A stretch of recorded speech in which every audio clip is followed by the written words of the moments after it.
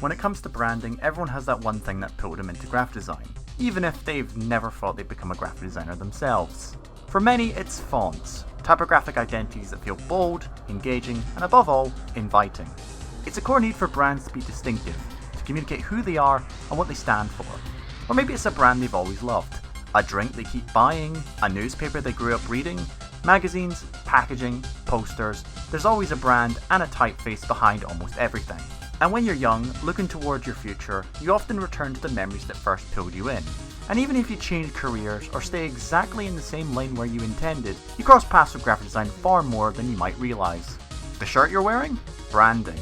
The computer or phone you're using? Branding. The website you're watching this on? Also branding. But for someone like me, diagnosed with ASD at a relatively young age, what was my core memory? What was the turning point that made me want to become a designer? Was it magazines? Partially. Was it typefaces? Not necessarily. Was it logos? Well, you probably already know the answer, because all you need to do is look up to the clouds. In this episode, I want to talk about Sky. Sky, or Sky Television, was incorporated in 1989, at least in the modern form we know of today. Earlier it began as Satellite, a channel born out of Brian Haynes' ambition to build a new frontier for British broadcasting. He saw what was happening in America with Ted Turner's namesake broadcasting company, Turner, now Discovery Global, and how European players like Astra were shaping the future of television.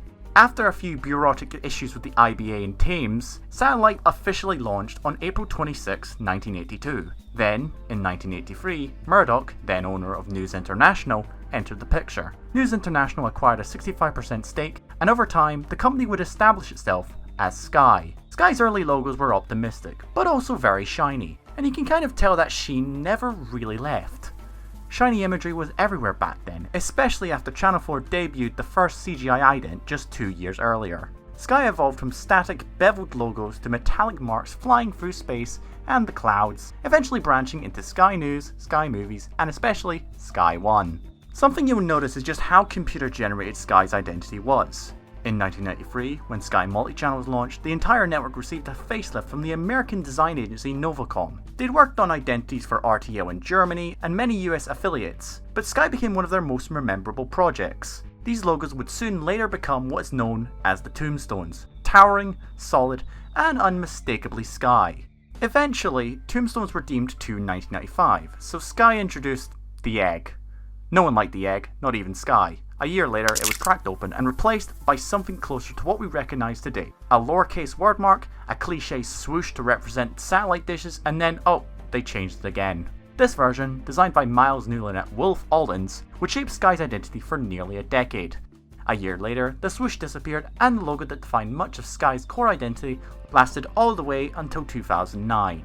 It was slick, modern, built for a digital future where the previous logo had struggled. Sky's identity became simple. Blue background, white logo, maybe a house icon or a satellite here and there. A lot of symbols actually. Very 2000s, but pretty much effective. You'd probably most recognise the house as the viewing card for a good few years of its existence. Except, this isn't the logo I remember the most. Because in 2004, Sky abandoned flat colour entirely and introduced this. A glassy, sleek, optimistic identity. Sky wanted to evolve from being seen as just the tech company that revolutionised the DVR with Sky Plus, instead wanting to be known for entertainment, because at the end of the day, they're a broadcaster, not Apple. And that logo fascinated me more than it probably did most people. But to me, everything surrounding Sky was magnetic. It genuinely gives me goosebumps. Smoky, glassy, almost ghost-like. When I was younger, I was obsessed with Sky, to a point where every car trip involved pointing out Sky vans, much to the annoyance of my family. And even had billboards which proudly shouted who they were. You saw that S? That's Sky. They were everywhere. In 2007 they adopted their now iconic slogan, Believe in Better, which honestly still kind of holds up, at least in some capacity anyway. I'm not sure moving to internet-based devices with no DVR is believing in better, but eh. Then in 2009 the logo softened, less sharp, less glassy, more friendly, and more human. The previous logo lingered here and there, but eventually faded away, making space for the Sky we know today. In the background of this actually, it's the Sky Movies identity from 2007.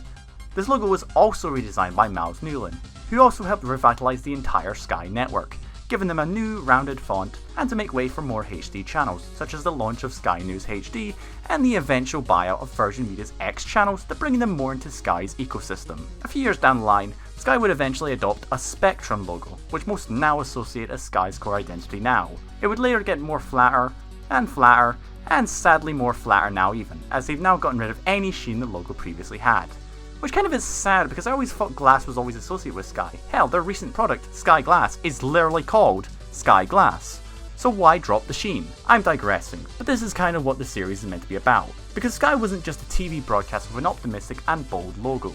It was the first thing that made me realise design was something I felt, long before I really knew what design properly was. It sat in the background of my mind, quietly shaping how I saw the world, how I saw media, and the identity of companies, and somewhere along the line of my childhood, it suddenly shaped me. This series is meant to explore how branding has evolved, and in many cases continues to involve and interest younger, more curious minds, to even those who have an active interest in something as fascinating as branding. The brands didn't just speak to us, but stayed with us throughout our lives. And for Sky, well, it stayed within me for years, and I wish I could thank the guy who made the logo that pushed me into graphic design as a whole.